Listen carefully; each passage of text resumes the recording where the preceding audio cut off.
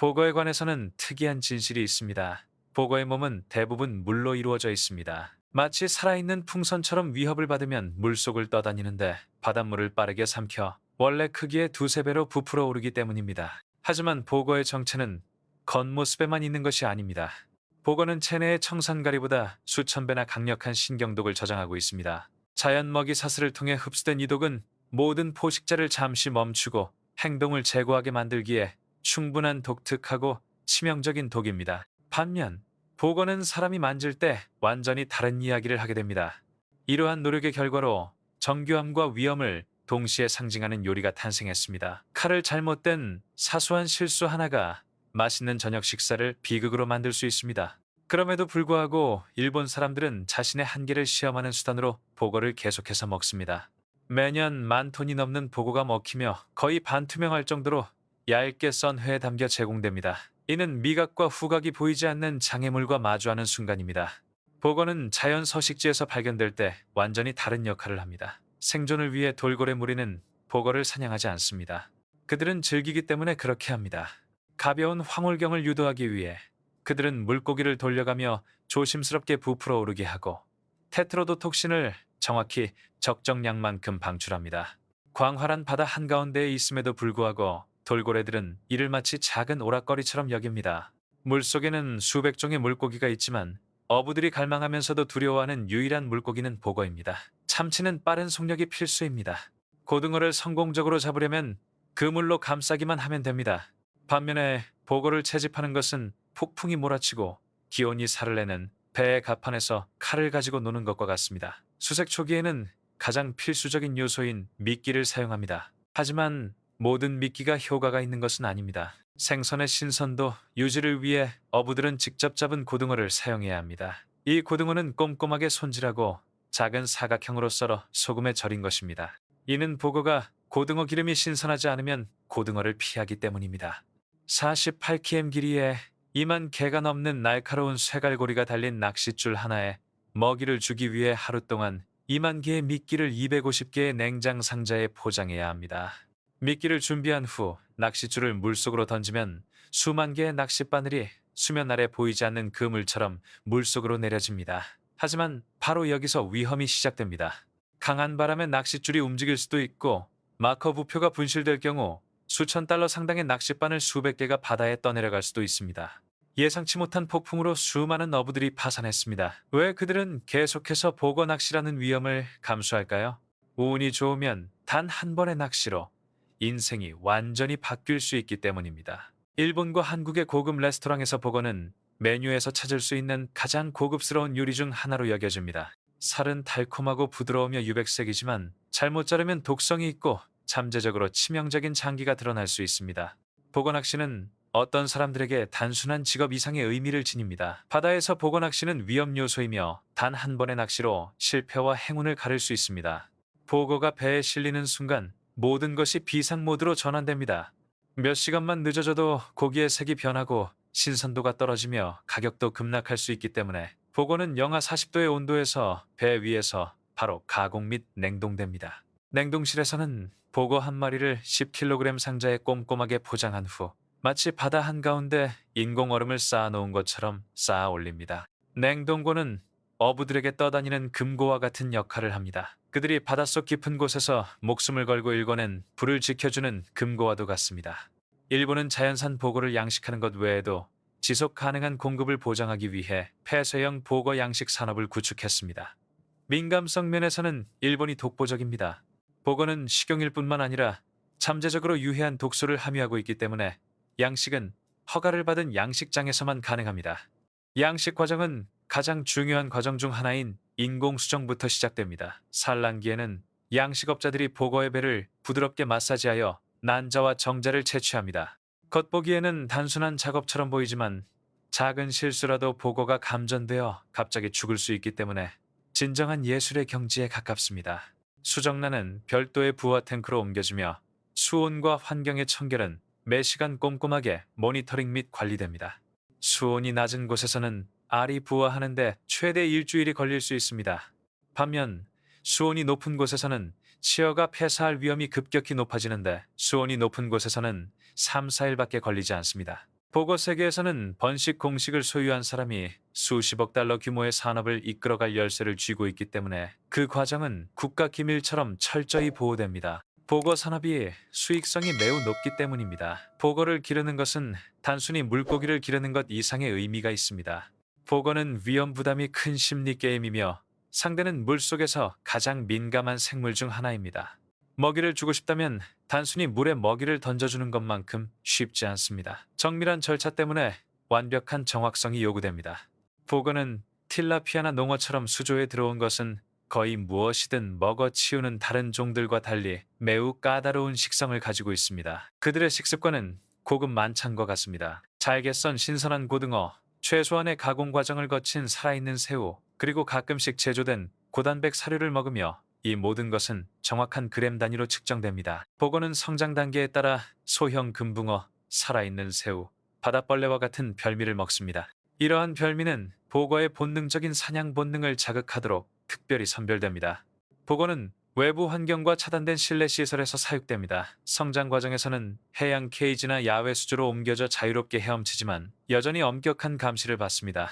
이러한 구분은 보거가 자연 환경과 얼마나 가까운지를 기준으로 합니다. 하지만 어디에 있든 양식업자들은 바다에서 가장 위험한 생물 중 하나와 체스 한판 하듯 싸워야 합니다. 보고 양식에서 이빨을 다듬는 과정은 가장 독특하고 놀라운 단계 중 하나입니다. 이 물고기는 독소뿐만 아니라 면도날처럼 날카로운 이빨 때문에도 치명적입니다. 이 이빨은 너무 날카로워서 그물을 깨물고 플라스틱 어항을 망가뜨리고 심지어 서로 싸우기 시작할 수도 있습니다. 보고떼를 막지 않으면 하룻밤 사이에 농경지를 전쟁터로 만들 수 있습니다. 그래서 보고가 아직 어릴 때 농부들은 마치 공상과학 소설에 나올 법한 과정을 거칩니다. 보거를 잡은 후 특수 펜치를 사용하여 앞니를 조심스럽게 잘라내는 것입니다. 이 작업은 극도로 힘들고 밀리미터 단위의 정밀함을 요구합니다. 스트레스는 보거의 민감도에 상당한 영향을 미칩니다. 손이 떨리거나 실수 하나만으로도 보거가 충격을 받아 부풀어 오르고 그 자리에서 죽을 수 있습니다. 이는 단순히 이빨을 깎는 것 이상의 문제입니다. 이렇게 하면 흔히 생물학적 폭탄이라고 불리는 생물이 고급 진미로 탈바꿈합니다. 이는 물고기의 자연적 특성 중 일부를 제거함으로써 가능합니다. 보거가 시중에 판매될 수 있는 크기에 도달하면 보통 몸 길이 30-40cm, 무게 1.5kg 정도입니다. 이는 보거가 일시팔 24개월 동안 성장한 후에 이루어집니다. 이 단계에 이르면 피부는 매끄럽고 윤기가 나며 배는 크림색을 띠고 독특하게 튀어나온 눈을 가지게 되는데 이 모든 것이 보거가 수확될 준비가 되었음을 나타냅니다. 일반적인 그물은 물고기를 잡는 과정에서 사용되지 않습니다. 대신 둥근 입구와 고무 테두리가 있는 특수한 부드러운 그물을 사용하여 물고기의 피부 손상을 방지합니다. 한 번의 강한 충격만으로도 물고기의 방어 기제가 작동하여 부풀어 오르고 다루기가 훨씬 어려워질 수 있기 때문에 수확 과정 내내 스트레스를 받거나 부풀어 오르는 것을 방지하기 위해 각 물고기를 세심하게 퍼올립니다. 보거는 물에서 조심스럽게 건져 올린 후 매우 엄격한 기준에 따라 분류 작업을 위해 해안으로 옮겨집니다. 선별 과정에서는 길이 약 40cm, 무게 1.5kg의 매우 건강한 보거를 엄선합니다. 이러한 훌륭한 보거는 경매를 통해 일반 대중에게 매우 높은 가격에 판매되는 경우가 많습니다. 특히 크고 건강하며 원산지가 확인 가능한 특급 보거는 판매 시 개당 수천 달러에 거래될 수 있습니다. 고급 레스토랑이나 평판 좋은 도매 업체에서는 아름답고 값비싼 사심이나 보거 요리에 사용되는 재료의 신선함과 안전성을 보장하기 위해 이러한 보거를 직접 구매하는 것이 일반적입니다. 일본에서 보거 손질은 매우 엄격하게 관리되며 보거 손질을 할 수 있는 사람은 보거 취급을 위해 특별히 개발된 국가 공인 자격인 보거 면허를 소지한 사람뿐입니다. 요리사는 이 면허를 취득하기 위해 수년간의 훈련을 이수하고 매우 어려운 시험에 합격해야 합니다. 이 시험에는 필레팅 기술, 위험한 장기 식별, 그리고 안전한 취급에 대한 실기 시험이 포함됩니다. 단 한 번의 잘못된 절단만으로도 치명적일 수 있는 섬세한 조리 단계에 들어가기 전에 많은 일본 요리사들은 이상하게 들릴지 모르는 전통을 따릅니다. 보거에게 당근과 매콤한 고추를 먹입니다. 이는 섬세한 손질 단계에 들어가기 전에 이루어집니다. 당근은 영양 공급원일 뿐만 아니라 생선의 소화기관을 깨끗하게 하는 중요한 세정제로도 사용됩니다. 장에서 오염물질을 제거하고 해부 과정에서 발생할 수 있는 위험을 줄여줍니다. 고추는 천연 마취제 역할을 하여 보고를 진정시키고 보고가 부풀어 오르는 것을 막아줍니다. 보고가 부풀어 오르는 것은 수술 전체를 비극으로 만들 수 있는 반사작용입니다. 제 관점에서 보고는 자연과 인간 세계에서 가장 두드러진 모순 중 하나를 상징합니다. 아름다움, 미식의 위험, 그리고 생태학적 호기심은 치명적인 잠재력과 불가분의 관계에 있습니다. 위험한 심의 어업이든 힘든 양식이든 이 물고기를 쫓는 과정은 위험, 보상, 그리고 인간의 독창성이 복잡하게 얽혀있는 교차점을 보여줍니다. 한편으로는 보고를 포획하고 손질하는 데 필요한 뛰어난 기술, 규율, 그리고 문화적 유산에 감탄합니다. 모든 단계에 요구되는 정밀함은 자연의 가장 섬세한 도전을 극복하려는 인간의 헌신을 증명합니다. 다른 한편으로는 하룻밤 사이에 어부들을 파멸시킬 수 있는 폭풍부터 고급 유리와 치명적인 중독 사이의 아슬아슬한 차이까지 엄청난 위험은, 특히 더 안전하고 똑같이 호사스러운 대안이 존재하는 상황에서 그 보상이 과연 위험을 정당화하는지에 대한 의문을 제기합니다. 제 생각에 보고의 미래는 식품 안전과 환경적 책임을 모두 중시하는 지속 가능한 폐쇄형 양식에 달려 있습니다. 이는 야생 자원의 과도한 포획을 방지할 뿐만 아니라 어부들이 직면한 치명적인 위험을 줄일 수 있을 것입니다. 동시에 공급망의 안전 프로토콜 강화와 투명성 제고는 소비자들이 자신도 모르게 위험을 감수하지 않고 이 요리를 즐길 수 있도록 도울 수 있습니다. 전통과 스릴은 분명 보고의 매력 중 하나이지만 고급 레스토랑에서 보고가 계속 자리를 차지하려면 죽음과의 조우보다는 이 독특한 종이바다와 우리 식탁에서 번성할 수 있도록 하는 장인 정신, 과학, 그리고 생태적 관리에 더 중점을 두어야 한다고 생각합니다.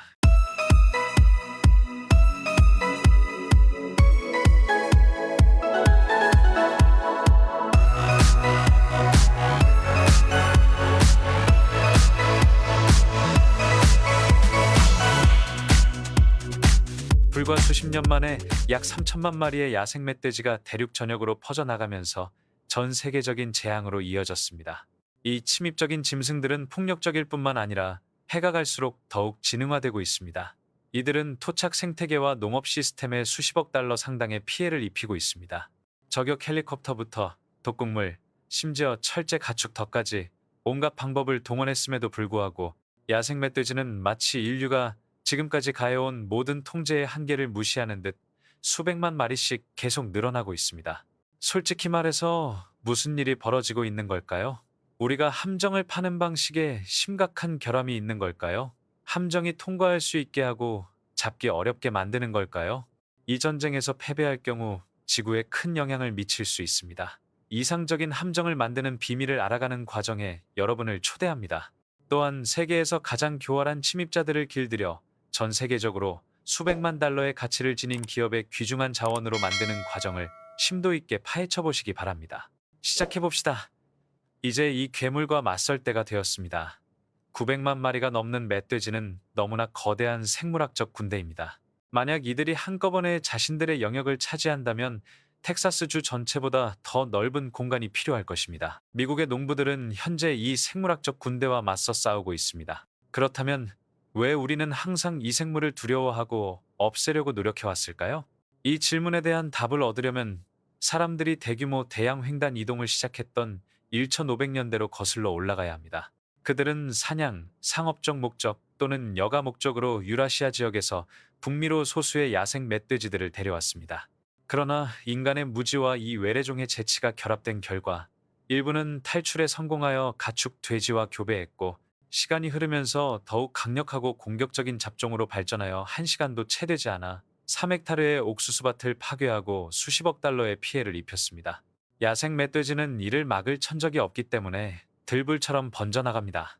이 격화되는 갈등 속에서 함정은 단순한 도구 이상의 의미를 지니게 되었습니다. 인간의 지능과 날 것 그대로의 본능이 충돌하는 최후의 방어선이 된 것입니다. 아이러니하게도 함정 자체가 현재 정반대의 결과를 초래하고 있습니다. 잘못된 위치에 설치되었고 타이밍은 더욱 심각했습니다. 당신은 속아 넘어갔습니다. 무슨 일이 있어도 말입니다. 최종 결과는 무엇일까요? 야생 멧돼지들은 단순히 살아남는 것이 아니라 오히려 번성하고 있습니다. 우리가 가혹한 현실을 간과했기 때문입니다. 야생 멧돼지는 세계 어디에서나 발견될 수 있는 가장 번식력이 강하고 침입성이 강한 종 중 하나입니다. 매년 개체 수의 70% 이상을 박멸하지 못한다면 멧돼지의 출산율은 한 배의 새끼를 낳는 새끼 수에서 8, 12마리로 증가할 것입니다. 새끼들은 불과 몇 달 만에 성체가 됩니다. 개체 수는 단순히 증가하는 것이 아니라 폭발적으로 증가하여 총 3천만 마리가 넘고 여러 대륙에 걸쳐 퍼져나갑니다. 멧돼지 사육의 매혹적인 세계를 탐구하기 전에 먼저 이상적인 덫을 만드는 데 필요한 지식을 습득해 보겠습니다. 이는 이 침입종의 행동을 이해하고 많은 사람들이 계속해서 저지르는 근본적인 실수를 피함으로써 가능합니다. 이 갈등에서 단 한 번의 실수로 인한 대가는 단순히 하나의 덫이 실패하는 것이 아니라 전체 생태계의 손실로 이어질 수 있기 때문입니다. 오늘날 가장 해로운 침입종 중 하나인 멧돼지를 방지하는 데 있어 사람들이 가장 먼저 저지르는 가장 흔한 실수는 덫을 너무 작게 만드는 것입니다. 그러나 이 초기 단계에는 절대적인 정확성과 세심한 준비가 필요합니다. 야생 멧돼지 방제에 있어 현재 가장 많이 활용되는 방법은 원형 철제 프레임 덫을 사용하는 것입니다. 대부분의 경우 일반 덫의 지름은 9, 12m, 높이는 약 1.5m입니다. 한 방울만 떨어뜨려도 15, 30마리의 멧돼지 전체를 잡을 수 있을 만큼 큽니다. 덫이 너무 작아서 멧돼지 무리 전체를 잡지 못하면 몇몇 개체라도 평생 덫을 피하는 법을 배울 수 있습니다. 또한 야생 멧돼지는 높은 지능을 가지고 있으며 함정 내부의 결함을 인식할 수 있습니다. 이것이 바로 강철 프레임부터 울타리까지 전체 구조물을 고장력 재료로 제작하고 안정성을 확보하기 위해 볼트로 고정하거나 용접해야 하는 이유입니다. 그 이유는 간단합니다. 키가 거의 1m에 달하고 무게가 최대 200kg에 달하는 다자란 야생 멧돼지는 함정의 강도가 충분하지 않으면 강철 울타리를 휘게 할 만큼 강력한 힘으로 들이받을 수 있습니다. 그럼에도 불구하고 돈을 절약하기 위해 사슬 울타리, 얇은 철망, 나무 기둥, 심지어 산업용 플라스틱 그물과 같이 품질이 좋지 않은 자재를 사용하는 농부들이 여전히 있습니다. 그 결과는 단순히 포획에 실패하는 것을 넘어 더욱 재앙적입니다. 우리의 무심한 행동은 이 침입종에게 생존에 대한 또 다른 교훈을 심어주고 실패할 때마다 이들을 통제하기 더욱 어렵게 만듭니다. 함정문은 성공 여부를 결정하는 가장 중요한 요소입니다. 함정문이 밀려 열리는 것을 방지하기 위해 고장력 강철로 제작되어야 하며 신속하고 단호한 슬라이딩 또는 드롭 동작을 가능하게 하는 장치가 장착되어 있어야 하며 바닥은 보강되어야 합니다. 야생 멧돼지는 머리로 문 가장자리를 들이받아 탈출을 시도할 수 있습니다. 현대 디자인 분야에서 원격 제어식 낙하문은 가장 효율적인 대안으로 널리 인정받고 있습니다. 카메라와 센서가 통합된 이 문은 작업자가 멀리서 무리를 관찰하고 무리 전체가 안에 있을 때만 문을 작동시킬 수 있도록 합니다. 이를 통해 문이 너무 일찍 닫혀 소수의 개체만 포획되는 상황을 줄일 수 있습니다. 튼튼하고 잘 제작된 덫이 필수적이지만 멧돼지 사냥의 성공률은 덫이 위치에 따라 최대 60%까지 결정됩니다. 많은 사람들이 이 시기를 간과하는 경향이 있는데 이로 인해 멧돼지가 주로 활동하는 곳에서 멀리 떨어진 지역에 함정을 설치하게 되어 결국 아무런 의미가 없게 됩니다. 멧돼지는 밤 8시와 새벽 4시에 가장 활발하게 활동합니다. 따라서 저녁 시간대에 활동량이 많은 지역에 함정을 설치하는 것이 매우 중요합니다. 이상적인 장소는 뚜렷한 발자국이 있는 산책로, 훼손된 흙, 웅덩이, 잠자리 또는 울창한 숲과 들판을 연결하는 길이 있습니다. 이러한 경로는 곰이 은밀하게 먹이를 찾을 때 자주 이용하는 경로입니다. 덫을 적절하게 설치한 후 가장 중요한 다음 단계는 곰무리가 의심 없이 자발적으로 들어오도록 유도하는 것입니다. 이것이 바로 미끼 단계의 목표이며 생명체가 없는 철제 구조물을 생물학적 매력이 풍부한 가상의 안전지대로 바꾸는 중요한 전환점입니다. 미끼를 만드는 방법은 매우 다양하지만 가장 효과적이고 자주 사용되는 재료는 말린 옥수수, 상한 탄산음료나 우유, 맥주나 효모, 과일 젤리나 젤라틴, 그리고 말린 옥수수입니다. 그늘진 곳에 3-5일 동안 두거나 지프로 덮어 따뜻함을 유지하고 직사광선을 피한 후 이 재료들을 잘 섞어 플라스틱 통이나 두꺼운 봉지에 밀봉합니다. 발효 과정이 진행되도록 합니다. 이 미끼는 멀리서도 모기를 유인할 뿐만 아니라 모기가 그 지역에 머물면서 땅을 파고 먹이를 찾도록 유도하여 함정이 작동하기에 적합한 환경을 조성합니다. 또한 미끼 살포에도 전략이 필요합니다. 미끼는 함정 바깥쪽으로 살포한 후 밤마다 줄을 안쪽으로 이동시키면서 함정 중앙으로 점차 가까이 가져와야 합니다. 멧돼지는 강요받는 것이 아니라 자연스럽게 유도되는 느낌을 받으며 이러한 점진적인 기술 덕분에 함정 안에서 점점 더 편안함을 느끼게 됩니다. 미끼를 표면에 뿌리는 대신 20, 30cm 깊이의 얕은 구멍에 묻어두는 사냥꾼들도 있습니다. 땅속 냄새는 더 멀리 퍼져 오래 지속될 뿐만 아니라 뿌리를 내리는 행동을 유도하여 더 오래 머물게 하고 자연 먹이를 섭취하고 있다는 생각을 강화합니다. 무리 전체의 행동에 따라 미끼를 뿌리는 기간은 일반적으로 3일에서 7일까지입니다. 이 기간 동안 함정문은 완전히 열려 있어 제한 없이 접근하고 탈출할 수 있습니다. 이 시점에서 많은 사람들이 함정을 터뜨릴 때가 되었다고 생각할 수 있지만 사실 문이 닫히는 순간이 가장 중요하며 잘못하기 가장 쉬운 순간이기도 합니다. 함정을 너무 일찍 닫으면 소수의 개체만 잡히고 나머지 개체들은 탈출하여 극도로 경계하게 될 수 있습니다. 반면에 너무 오래 기다리면 무리가 먹이를 찾아 이동하고 다시는 돌아오지 않을 위험이 있습니다.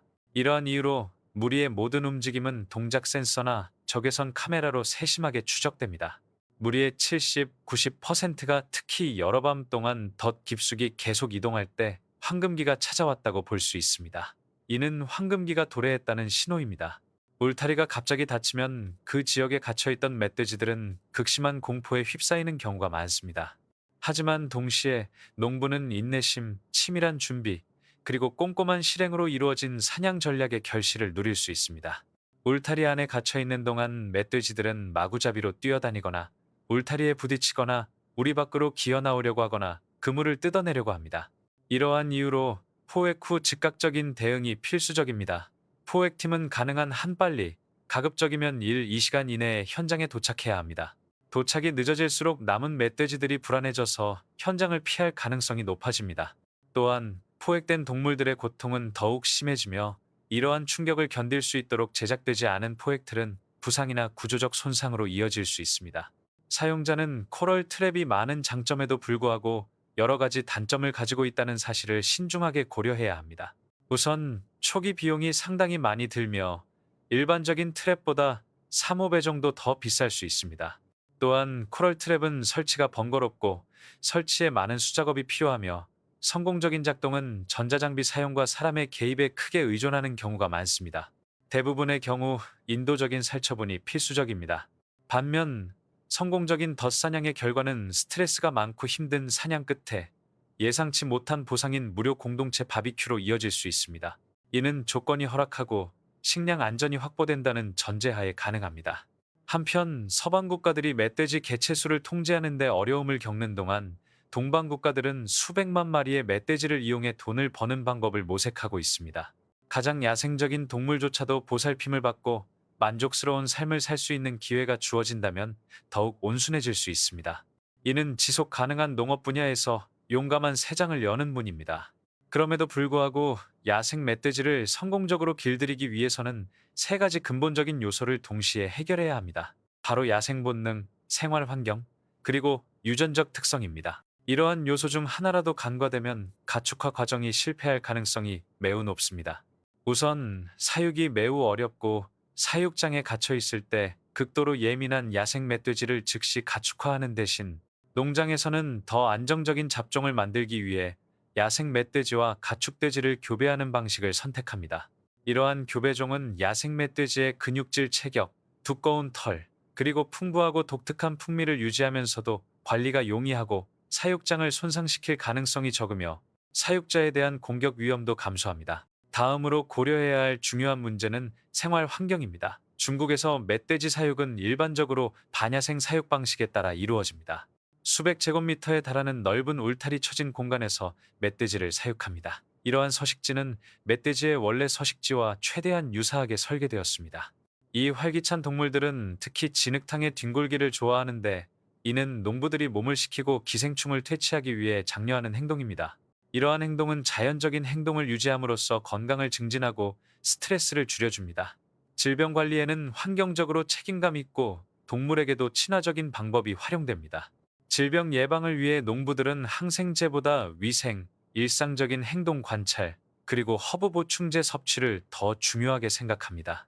모든 동물에는 전자식별 장치 ERID가 부착되어 전염병 추적 모니터링 및 관리에 사용됩니다.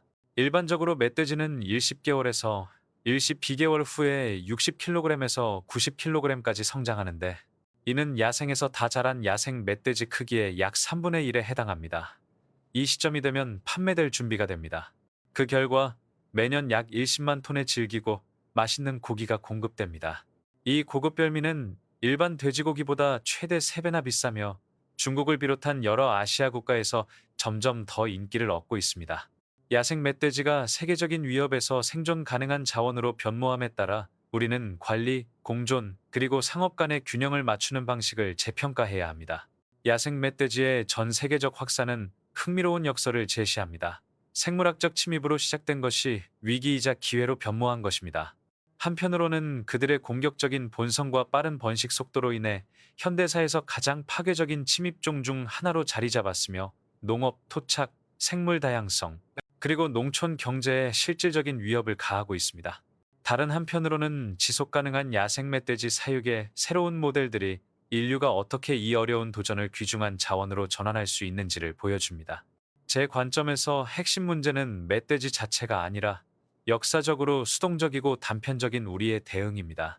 박멸 시도는 종종 무차별적인 무력과 시대에 뒤떨어진 전략에 의존해 왔는데, 멧돼지는 이러한 전략에 적응하여 교묘하게 대응해 왔습니다. 필요한 것은 더 많은 화력이 아니라 더 큰 선견지명입니다. 진정한 해결책은 생태학적 이해와 적응적 관리, 특히 데이터 기반 추적 시스템, 행동 연구, 그리고 더욱 스마트한 함정 배치를 결합하는 데 있다고 생각합니다. 정밀성이 지속성보다 훨씬 효과적입니다. 동시에 저는 야생 멧돼지를 단순한 해충이 아닌 통제된 농업 체계 내의 자원으로 재구성하는데 엄청난 잠재력이 있다고 생각합니다.